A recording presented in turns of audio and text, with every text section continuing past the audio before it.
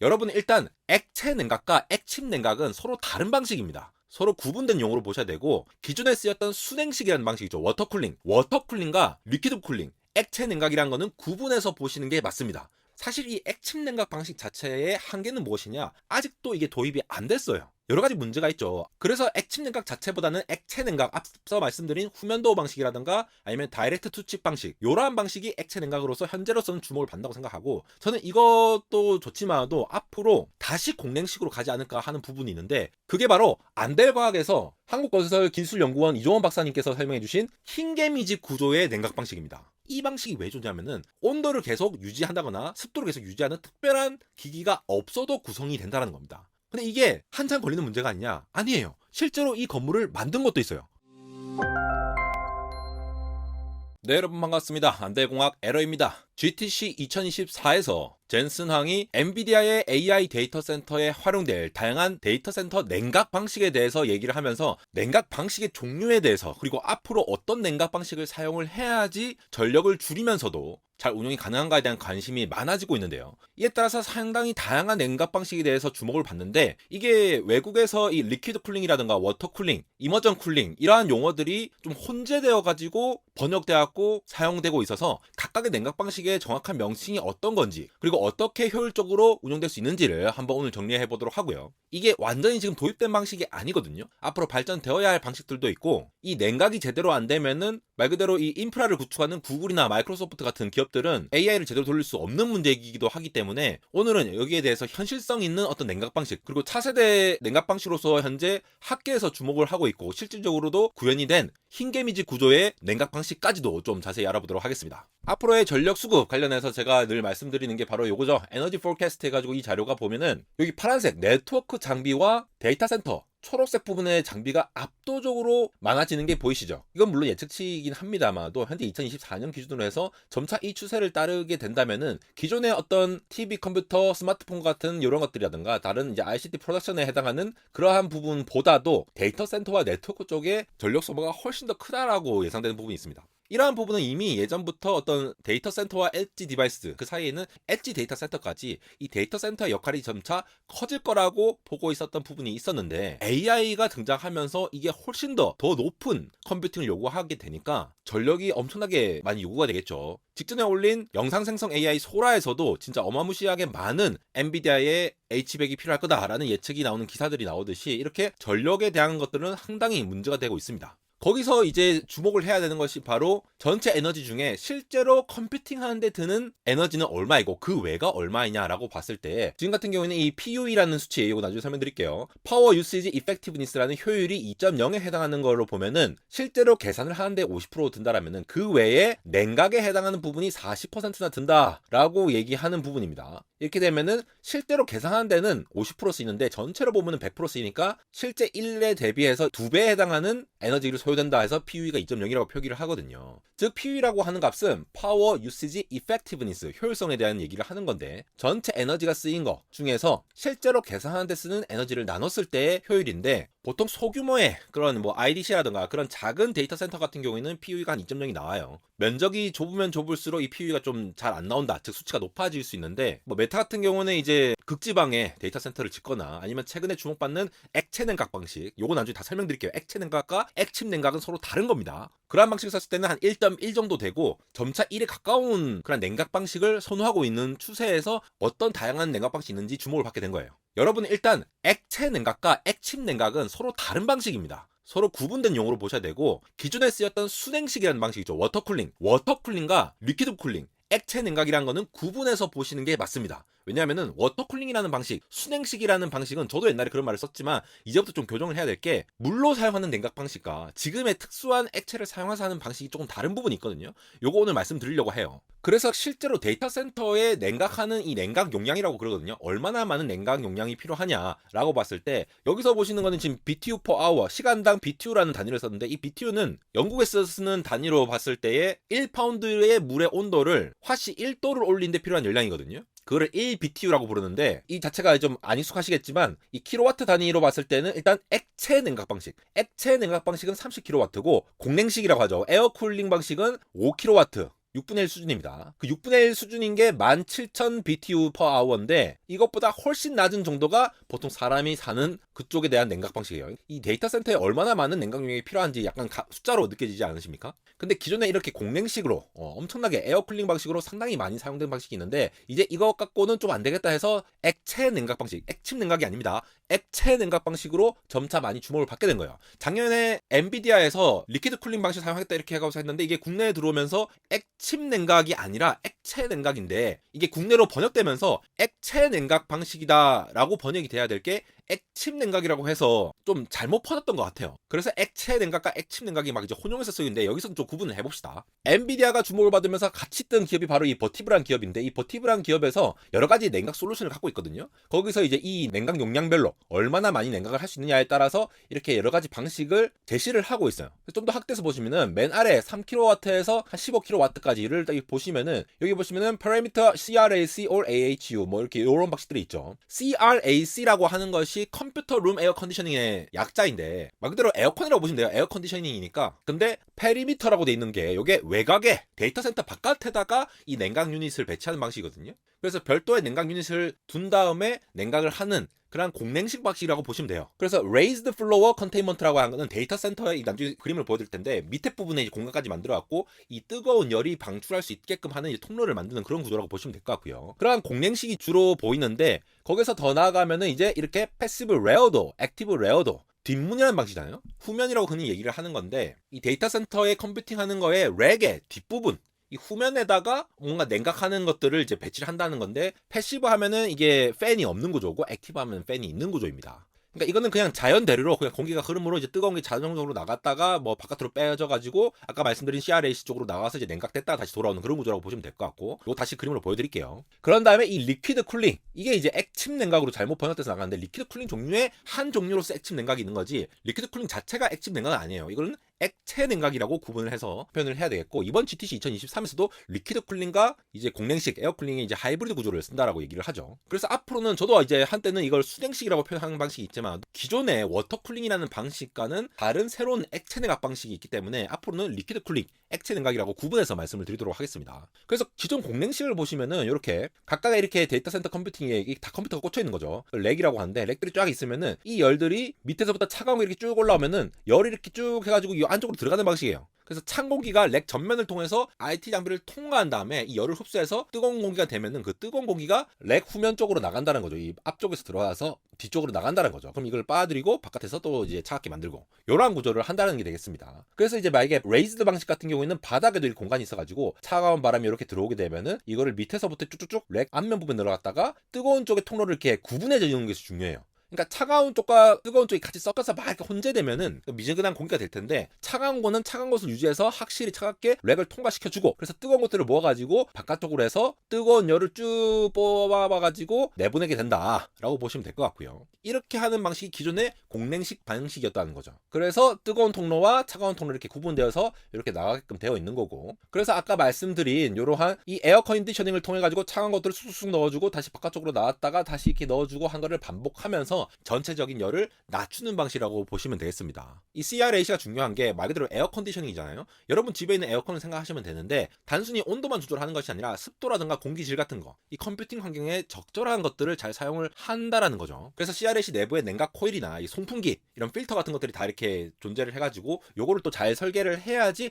냉각 효율이 좋아진다라는 거를 참고로 보시면 될 것 같고요. 그런데 여러분 이제 액체 냉각으로 넘어가기 전에 그러면 순행식은 뭐냐라는 걸 좀 정리할 필요가 있어요. 순행식 워터 쿨링이잖아요. 그러니까 물이라는 거를 주요 이 냉각 매체로서 사용을 할 건데 리퀴드 쿨링, 액체 냉각은 물 이외에 다른 액체를 사용해서 주로 냉각을 합니다. 일단 물질 자체가 다르죠. 그러니까 글리콜과 같은 비연소성 묘연체를 사용을 한다고 하는데요. 순행식 워터 쿨링이라는 용어가 사용되는 거는 기본적으로 이런 공냉식 인프라 있잖아요. 방금 말씀드린 이런 공냉식 인프라를 구축한 곳에서 물을 통해서 열을 교환하는 방식을 순행식이라고 구분을 합니다. 산업 전반에 있어서 이러한 순행식 방식이 쓰긴 하는데 이게 일단 이제 물을 많이 가져와다가 쓰는 방식이기 때문에 현재는 이제 순행식 방식 자체보다는 공냉식을 훨씬 더 많이 사용하고 있는 방식이기 때문에 갑자기 또 순행식 얘기를 한다고 하면은 좀 잘못된 표현이라고 할 수 있겠죠. 정확하게 구분해가지고 액체 냉각이라고 따로 구분해서 얘기를 해야 됩니다. 실제로 미국 냉난방 공조학회에서 예전에는 워터쿨링이라는 말을 썼는데 이제는 아예 리퀴드 쿨링이라고 2021년부터 바꿔서 사용한다는 점도 좀 주목을 할 필요가 있습니다. 그래서 이 공냉식 방식과 액체 냉각 방식을 전체적으로 나눠서 보면은 이렇게 볼 수가 있어요.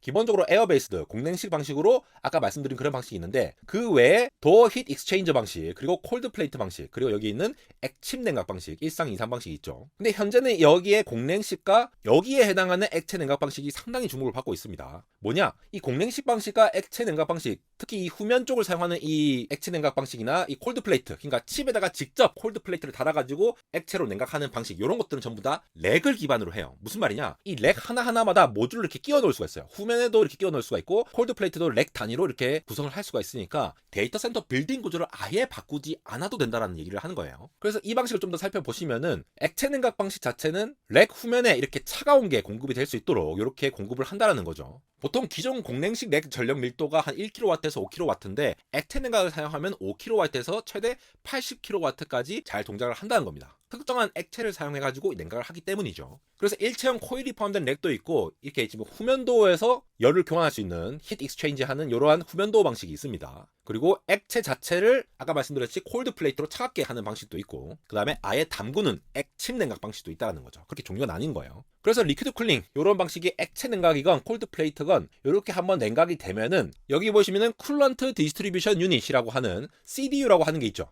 요게 이제 액체 냉각 시스템에서 이 냉각 액체를 이 서버나 렉으로 계속 분배를 해주는 역할을 하는 거죠. 그래서 차가운 것과 뜨거운 것들이 잘 분배를 해서 뜨거운 것들을 바깥으로 빨리 빼주고 차가운 것들을 다시 받아들여주고 하는 역할을 한다는 것입니다. 이거는 후면도어 방식이건 콜드 플레이트 방식이건 CDU 방식이 존재를 해야겠죠. 그러면서 아까 말씀드린 쿨링 유닛, 이거는 CRAH라고 표현되어 있죠. 컴퓨터 룸 에어 핸들러라고 표현해요. 아까는 에어 컨디셔너라고 표현했고 에어 컨디셔너라고 불렀던 부분은 보통 공냉식에서 흔히 표현을 하고 있고요. 컴퓨터 룸 에어 핸들러라고 부르는 H라고 하는 부분은 이 냉각 코일을 통해서 외부의 이 냉각액을 이용해서 냉각을 수행을 하는 부분을 얘기하는 것이 되겠습니다. CRAH 자체가 냉각 기능이 있는 건 아니에요. 여기 칠러까지 가야 돼요. 차갑게 만든 칠러까지 가야 되는데 기본적으로 공냉식에서 사용하는 CRAC보다 CRAH가 조금 더 냉각 용량이 큰 방식이라고 보시면 되겠고 그렇게 해서 칠러로 보내가지고 이렇게 들어오는 거 보이십니까? 칠러 가서 이렇게 차갑게 만들어주는 거라고 보시면 될 것 같아요. 그리고 마지막에 쿨링 타워로 갔다가 들어온다. 그런데 이러한 액체 냉각 방식 중에서도 이 레어 도어 히트 익스체인지 후면도어 방식에 보면은 기존 데이터 센터를 업그레이드 시키고 싶은 거죠.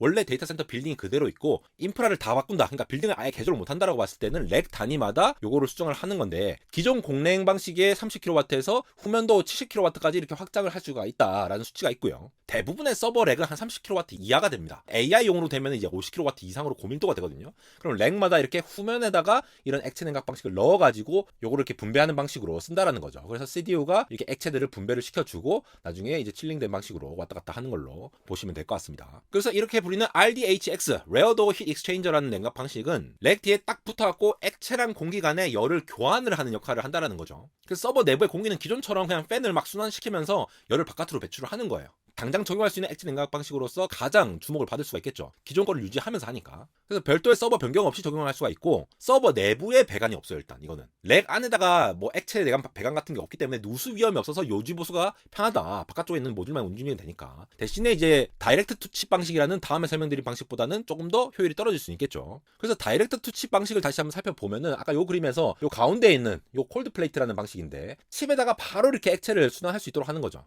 그래서 이러한 방식 같은 경우에는 서버 내부에 너무나도 열이 많이 발생하는 이런 프로세서가 있다, 칩이 있다라고 하면은 거기다가 딱 갖다 대가지고 냉각 액체가 싹 돌 수 있도록 그러한 콜드 플레이트를 딱 달아가지고 냉각을 시킨다라고 보시면 될 것 같아요. 냉각액이 누유가 될 수도 있고 이런 문제들이 있으니까 이러한 이슈가 있다라고 보시면 될 것 같고 마지막으로 이제 액침 냉각 방식이 있는 거예요. 그래서 이거는 제가 지난번에도 여러 번 다루었지만도 싱글 페이즈, 그러니까 액체 상태에서만 완전 담궈가지고 하는 방식이 있고 투 페이즈라고 하는 거는 액체에서 기체로 증발을 할 수 있도록 해서 기화열을 가지고 확실히 열을 싹 뺄 수 있도록 하는 방식이죠. 그러니까 끓어서 하는 방식이라서 이 액체 자체가 끓는 점이 낮은 액체, 특수한 액체를 사용합니다. 그래서 지금 보시는 이러한 방식으로 끓여가지고 바로 하게 됐는데 사실 이 액침 냉각 방식 자체의 한계는 무엇이냐? 아직도 이게 도입이 안 됐어요. 여러 가지 문제가 있죠. 아예 빠뜨리려고 하면은 우리가 반도체 칩을 만들면은 그냥 만드는 게 아니라 저러한 액체 들어갔을 때 언제까지 버텨야 된다 뭐 이런 기준들이 있을 거잖아요. 그리고 특정한 열 온도에서 저렇게 뭔가 끓는 현상이 벌어졌을 때 반도체 칩 제조를 하는 데에서 이러한 조건으로 만들어주셔야 하는 요건들이 있어야 되는데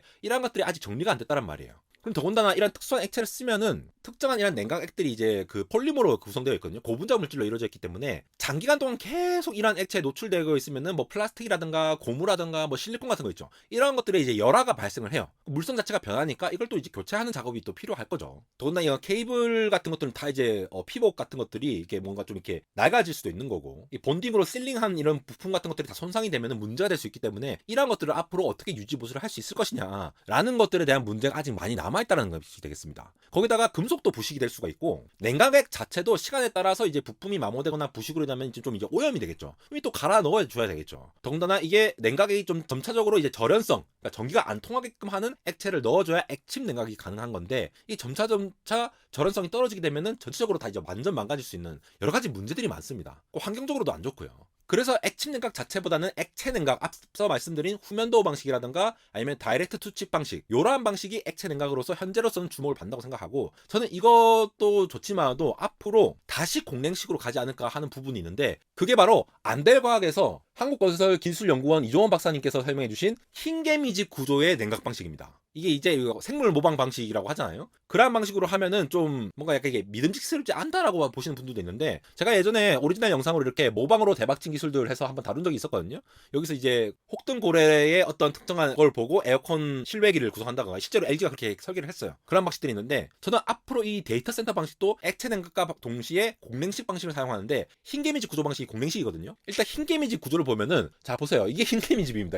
이게 흰개미가 만든 거예요. 정말 크죠. 이렇게 거대한 흰개미집 구조를 만드는데 엄청 더운 지역에서도 저 안은 굉장히 시원하게 유지가 됩니다. 상당히 재밌죠. 그러니까 외부 온도 변화에 따라서도 내부 온도를 일정하게 유지하는 것으로 알려져 있거든요. 이게 흰개미집 내부에 굉장히 복잡한 터널로 막 만들어져 있고, 특정한 방이 만들어져 있고, 공기가 알아서 외부에 유입돼서 순환해서 가운데로 쭉 뜨거운 열기가 빠져나가는 방식으로 되어 있습니다. 이러한 것들이 데이터 센터에 같이 적용이 된다면은, 애초에 인프라가 구축되는 시기, 지금 데이터 센터 엄청나게 많이 짓고 있잖아요. 이 데이터 센터를 엄청 많이 짓고 있는데, 이러한 방식을 같이 고려해서 설계를 하게 되면은, 빅테크들이나 데이터 센터를 운영하는 측의 입장에서는 뭐 액침 냉각이니 액체 냉각이니 이러한 엄청나게 빡센 작업을 하지 않는다 하더라도 굉장히 싼 가격으로 유지를 할 수가 있다는 거죠. 실제로 이 논문은 2023년 8월에 이렇게 바이오미메틱스, 그러니까 이제 생체 모방이죠, 이쪽에서 나온 논문인데, 여기에서 상당히 다양한 흰개미집 구조의 어떤 열기를 빼는 작업들을 이제 도면으로 많이 표시를 했더라고요. 지금 왼쪽에 보시는 게 흰개미집 구조인데, 프레시한 에어가 이렇게 공기들을 이렇게 쪽으로 들어옵니다. 이렇게 들어오면은 안쪽에서는 굉장히 일정한 온도로 유지가 되게끔 계속 이렇게 됐다가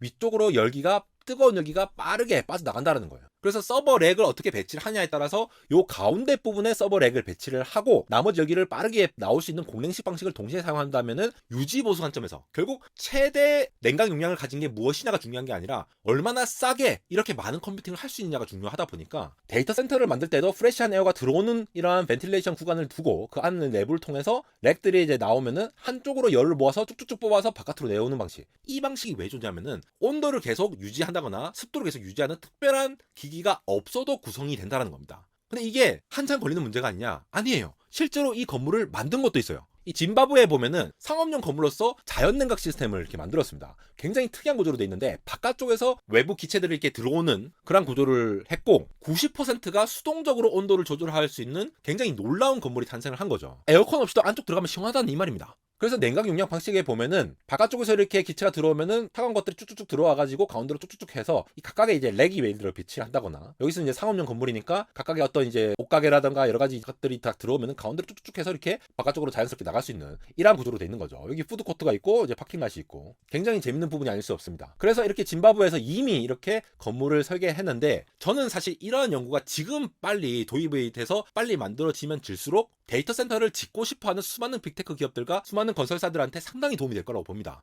왜냐? 결국은 이 데이터 센터를 한번 짓고 계속 유지를 해 나가야 되는데, 액체 냉각 방식처럼 빠르게 발전하는 그런 컴퓨팅을 대응하는 방식도 있겠지만도, 이러한 방식으로 해서 현재 이 연구가 굉장히 오랫동안 됐거든요. 이 방식을 통하면 일단 지금 RE100이라든가 탄소 배출 같은 그러한 여러 가지 환경적인 요소에서도 상당히 특수한 액체를 사용하지 않더라도 효율적인과 동시에 유지할 때 일단 돈이 별로 안 들어요. PUE가 굉장히 낮게 떨어질 수 있는 가능성이 높다라는 거죠. 그래서 용도에 맞게 좀 사용을 해야 될 텐데, 아래쪽에서 이렇게 받아들여 내려서 위쪽으로 올라가는 방식이라는 거 잘 기억해 두시고, 사실 지금 뭐 업계에서는 지금 액침 냉각, 액체 냉각도 사실 이제 좀 혼용해서 쓰는 부분도 있고, 이러한 방식 자체를 크게 주목을 받지 않은 부분도 있지만 이것도 슬슬 이제 상용화가 되고 있다라고 보여지고 있고요. 그래서 컴퓨팅이 굉장히 많아지고 있는 상황에서 보았을 때에 기존에 있는 공랭식으로 커버가 안 되다 보니까 액체 냉각이라는 방식이 나왔는데, 액체 냉각이라는 것들이 후면도어 방식과 다이렉트 투 칩 방식, 그리고 액침 냉각, 이렇게 세 가지로 나뉜다. 이렇게 적당히 정리를 해보시면 될 것 같고, 액체 냉각 방식 중에서도 액침 냉각 방식은 아직도 지금 바로 적용하기에는 좀 힘든 부분이 있다. 그러니까 액체 냉각 방식으로 기존의 설비를 그대로 유지하는 방식을 사용하긴 하는데, 오늘 제가 새로 소개해드린 흰개미직 구조의 냉각 방식, 요 방식 같은 경우에는 공랭식으로 그대로 쓰는데 여러 가지 항온 항습기 같은 것들이 필요가 없기 때문에 굉장히 강력하게 기존 구조와 결합을 해서 하이브리드 구조로 많이 활용할 수 있겠더라 라는 것까지 한번 소개를 해드립니다.